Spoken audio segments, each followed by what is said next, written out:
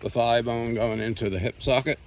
Well, they shaved the socket off, and they reinforced the fascia muscle with some kind of titanium screening and connected it to his pelvis, which they had to rebuild.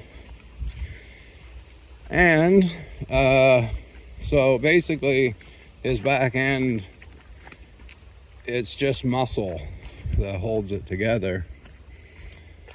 But he's getting some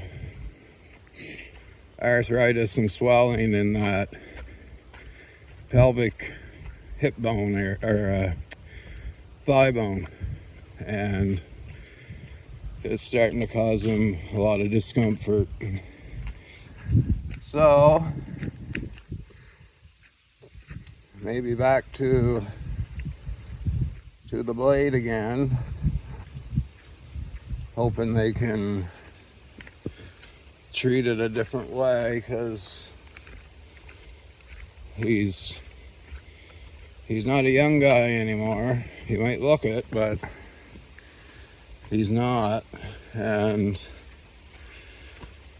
if he has to go under the blade, I don't think he'll be up for much adventures. So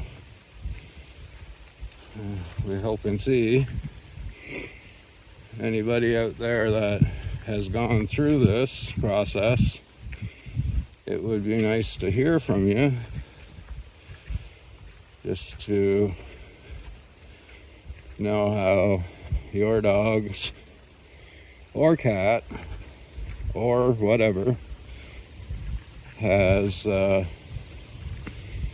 healed, and what their recovery time is, and the range of motion and all of that.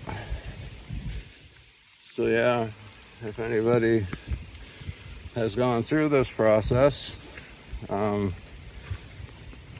like to hear from you,